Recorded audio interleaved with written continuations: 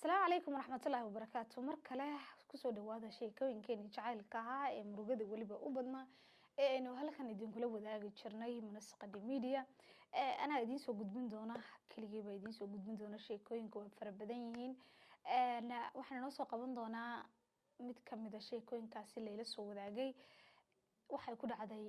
gabadh iyadu waxay igu bilowday sheekada igu bilowday waxaan ahaa dadka aan jacaylka aaminsanayn inuu jiro iyo la yaabi jiray qofka jacayl baa igu dhacay ama jacayl baa hayeeyay waan la yaabi jiray waxaan oran jiray kaalimeed xanuunsanaysa jacaylka ashigiisa miisaga jiraba haddaba qof kasto is adkeeya ama qof kasto yiraahdo jacayl ma jiro hal mar buu la kulmaa jacaylkan waxa la yiraahdaa waa hawo oo xilli uu ku galayo iyo xilli kale ma kala ogaatid waxa jira markaasi anagu xaaladda ku sugan oo meherad iska haysta oo shaqaysanaya oo gabadh ganacsata ah ayaan isbarnay wiilka markaasi laba magaalo ay kala joogeen isna sidoo kale meherad ayuu magaalada kale u joogay oo ku haystay waxa jira inankii muddo ayaan sheekaysanay 2 sano ku dhow waxa jira waxaan ku heshiinay guur iyo nolol inaan wadaagno marka waxa jira waxaan yaraa habeeyay dadka maaratay qofka markuu jecel yahay wuu hinaasayayo waa ama taleefanka hadii lagu mashquuliyo ama hadii taleefanka uu qofka qaban waayo oo kale waxa jira dumar iska hinaaso badan oo oranaya maxaa ma meelo kale ka bilowda markaasi waxa jira 2 sano muddada aan wada sheekaysanay bay tiri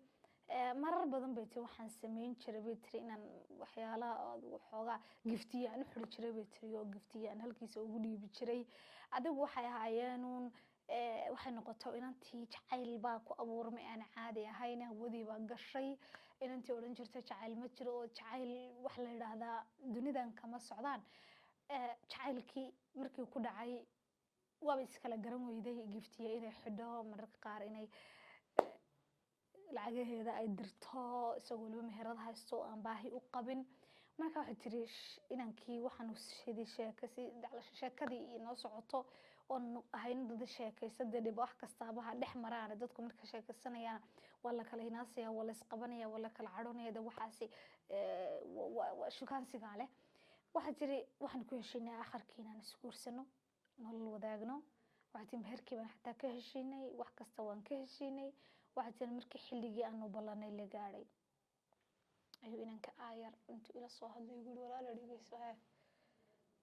ka warada sheekadana halka ku goyno xiriira oo haba yaraatay inaan dhex mari karaa ma jiro wax guura ku guursanayana ma jirto inagu kala wad waxa aniga maskaxdiiba ay weynaatay maxaad samaysay maxaad galabsatay ninka soodinka guurka iyo nolosha ku ballamay soodinkii maaha wax walba isla meel dhigay maxay tahay noloshan na inagu kala wad iyo xiriirkeeni aan soo gabagabayno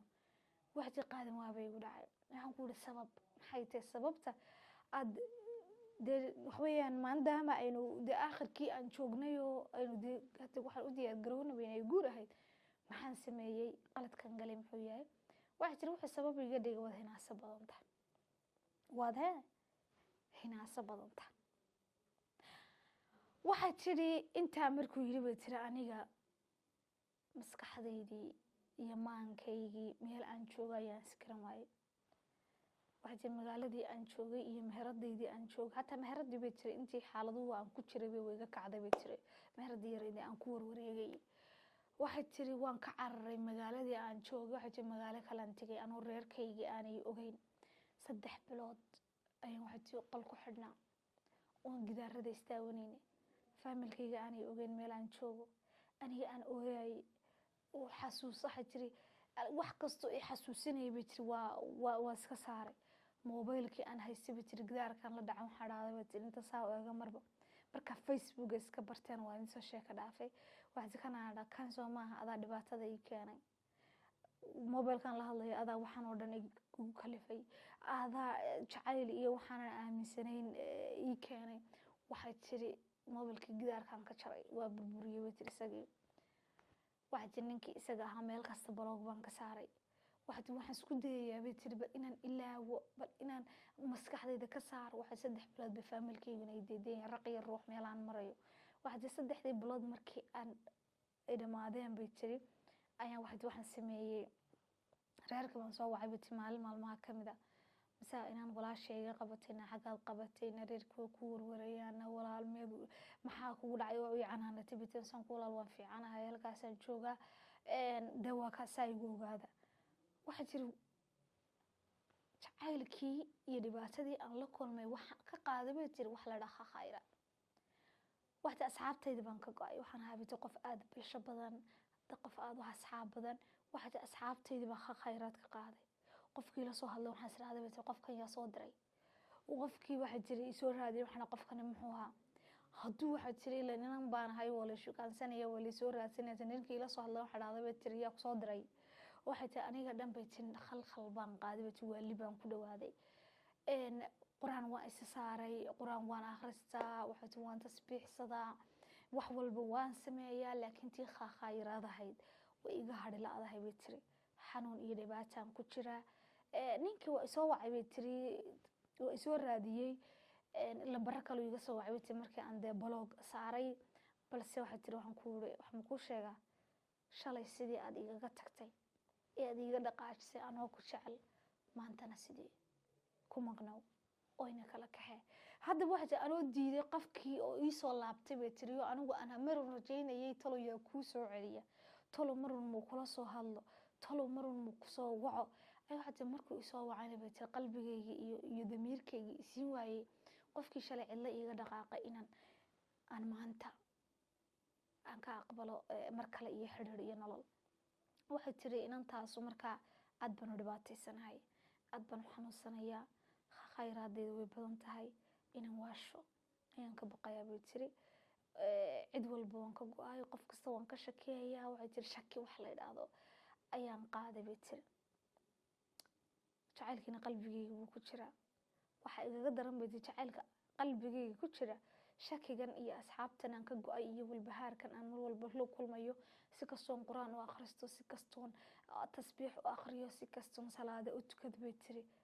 waxba way iska kay bedelaayeen marka gabadhaasi waxay fariinta ay fartay waxay in loo soo duceeyo waxay walaalayaalow waxaan idin ka codsanayaa inaad ii soo duceysaan in Ilaahay caafimaad siiyo in qofkaas qalbiga rabbi iiga masaxo sidoo kalena labada waxa daran bay tiri jacaylka masaxa lowgiisa bay tiri in noloshan kale way tiri khayraadan iyo waalidan bay tiri aan ku jiro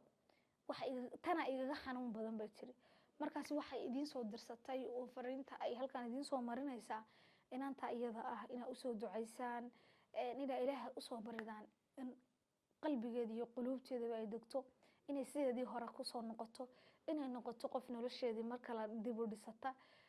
waxa xataa familkaygu waxay yiraahdeen beeti inantu mala waxay la khayirsan tahay ay la boodaalaysanaysa waa meheradii ka kacday saas iyaga qalbigooda bay tiri waan meheradii baan ku furaynaa waxay walo bahaarkan iyo walwarkani maxaa kugu dhacaydaas ayaan bay tiri laakiin ma oga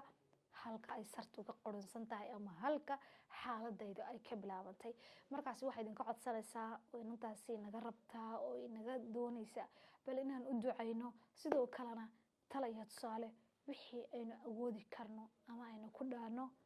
aynu siino sheekadaasina halkaas ay nagu ag tahay haddaba waxaan isweydiiyaa maxay tahay sababta ay raggu marka ay habluhu jeclaadaan ay qalbigooda siiyaan ay iyagu uga fogaadaan taas isweydiin mudan mise